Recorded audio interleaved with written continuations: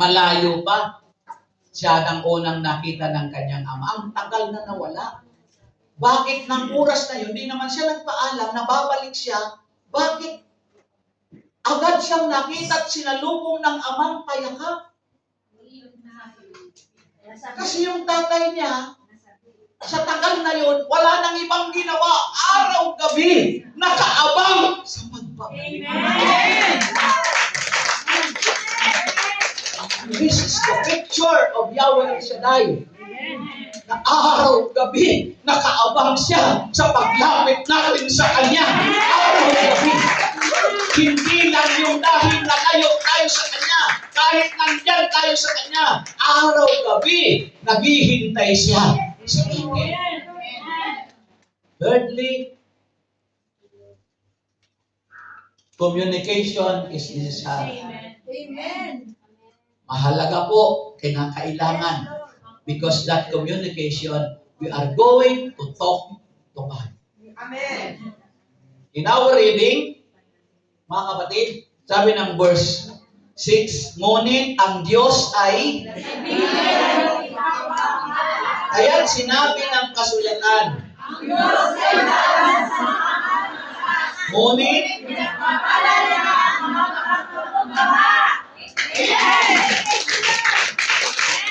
hallelujah.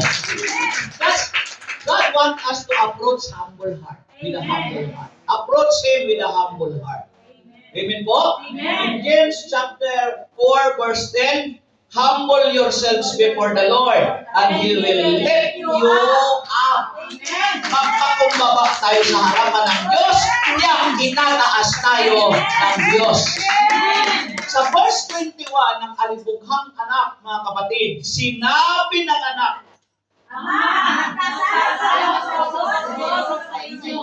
hindi na po ako dapat maraming niyo, anak. What a humble heart. Nagkasala ako, sinuway kita, nilustay ko. Kaminaman mo. Ngayon, nagbabalik loob ako sa iyo. Nagkasala ako sa Diyos at sa iyo. Huwag niyo na po ako ituring na anak. Alipin na lang. Sabi ng ama, hindi pwede yon. Nangisilang ka sa mundong ito. Ako ang tatay ko. Ano nangyayari lang?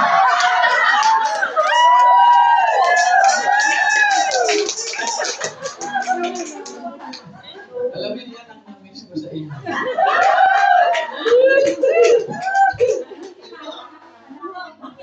Nung nilikha ka sa mundong ito, si El Shaddai ang tatay mo.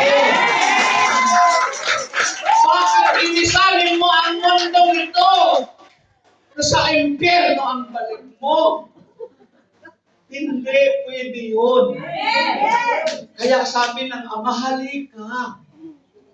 Amen po? Amen. Now, pumasok tayo. Buksan natin conclusion. Conflicts arise from selfish desire. Ang mga salungatan, mga kapatid, yan ang pinagmumulan at nakasisira ng pagsasamahan. Amen. Nandyan pa ba kayo? Amen. The solutions now. To humble oneself before God by submitting to Him. Resisting temptation.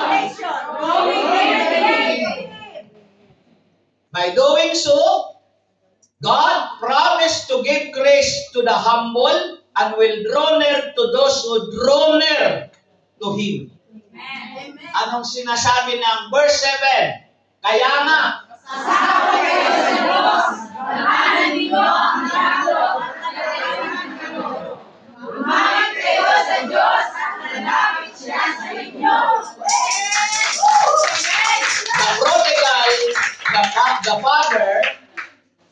the prodigal son in his brother. Reconciliation will done, relationship restored. Amen. Ang bumalik siya, nagdamdam yung kapatid. Ang daming mga kapatid, mga matampuhin. Hindi maintindihan ng kapatid niya. Nagdaramdam. Bakit pinaghandaan niyang lumustay ng yaman mo, ama? Ako, nandito ako sa iyo, hindi mo ako kinatayan kahit tayak na natupa. Pero yung kapatid ko, pinili mo pa yung pinatabang kuya. Ako, nandito ako, di mo lang ako pinagandahan. Sabi ng ama, anak, ang tagal na panahon kasama kita. Ba't hindi mo in-enjoy? Kasama naman kita. Bakit hindi mo pinakialaman lahat yan? Iyo naman lahat yan. Ang akin ay iyo. Di ba? Bakit ka nagdaramdam? Kung sana pinakialaman mo lang, nandito ka na palagi. Bakit hindi pa kayo humingi? Ba't nag-aalinlangan pa kayo sa Panginoon? Itinuring mo na siyang ama. Tinuring kanyang anak. Bakit may panginihingi kayo? Nag-aalinlangan pa kayo sa Kanya. Siguro, kaya kayo nag-aalinlangan kasi pag kayo rin ang tinatawagan, mag-aalinlangan din kayo.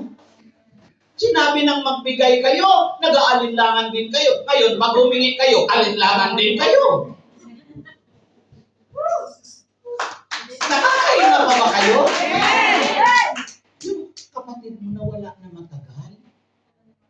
Patay na siya, pero nabuhay. Nawala, pero nasumpungan. Yung away ng tatlo, alam niyo kung pagsusuriin natin, sinong kawawa doon? Yung ama? Yung umalis? Yung panganay? Bakit? Alam niyo kung ano ang kawawa doon? Yung pinatabang buya. Naipit sa away nila. Pinatabang kinatay. Ano ba yung kuya? Di ba love yun? Si Jesus nakapahamak eh. Yung love doon, representing Jesus. Kung hindi tayo nakakasundo, kung nag-aaway tayo, naiibig ang Diyos. Si Jesus. Tingnan mo, namatay siya. Sa hindi naman niya kasalanan. Naghirap siya ng dusa. Nang dahil sa kagagawan ng tao, kasali ako doon dahil tao din ako. Amen po ba? Amen!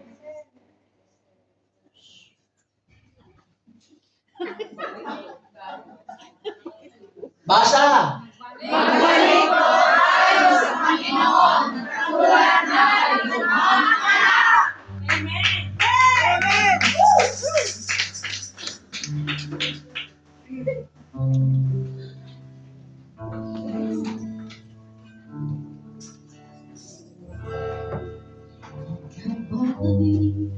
Pagod na sa iyong nadarama, ikaw ba'y hirap na sa iyong mga problema? Narito ako at bukas lagi ang palad ko, naghihintay ng pagtawag mo. Anak, ako'y Ilagay niyo yung sarili nangungulila natin sa'yo, sa alibog ng nangangarap na isang araw ay makapiling ka. Hindi mo ba alam na mahal kita? At hindi ko hahayaan na ikaw ay mawala.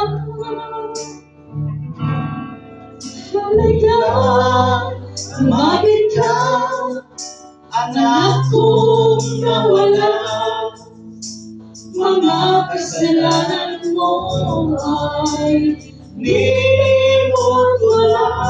Sakit ako na mayakap ka, at sa tuwing ay makapiling ka. Ang luha mo ay mamahirin ko, ang lungkot mo ay papawiin ko, ang pasanin mo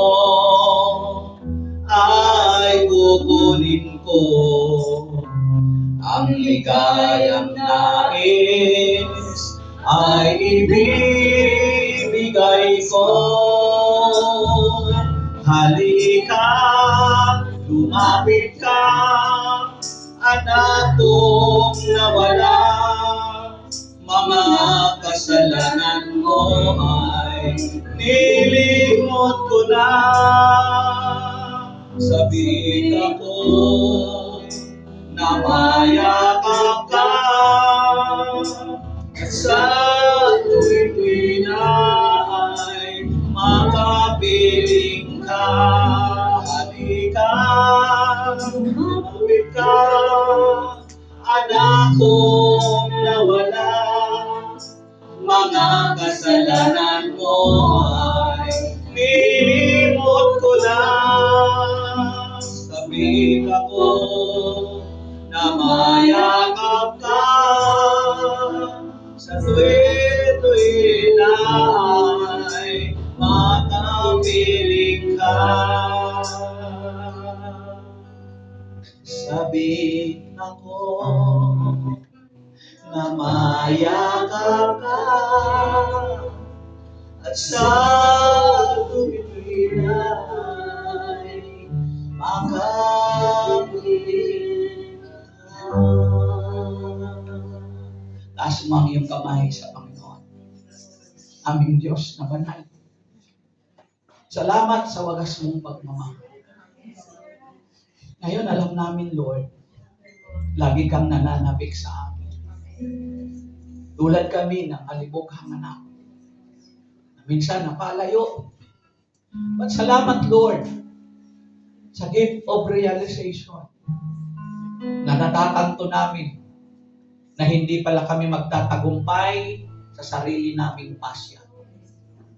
Kaya, Panginoon, sa oras na ito ay pinagkakatiwala namin sa iyo ang aming buhay.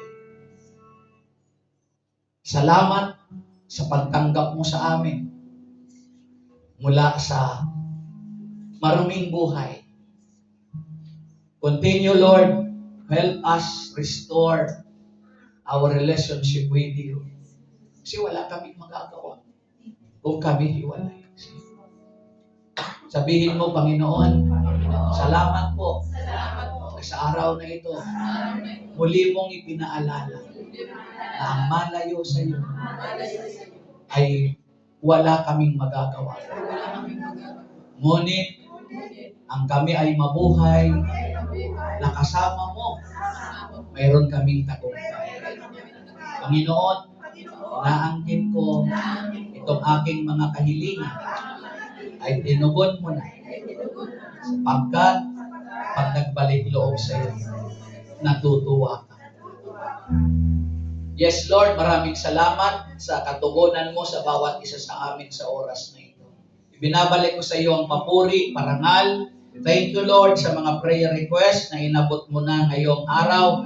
At ang aming mga handog sa iyo, our tithes, our love offering, our sin faith, Lord God, pinagpala mo na.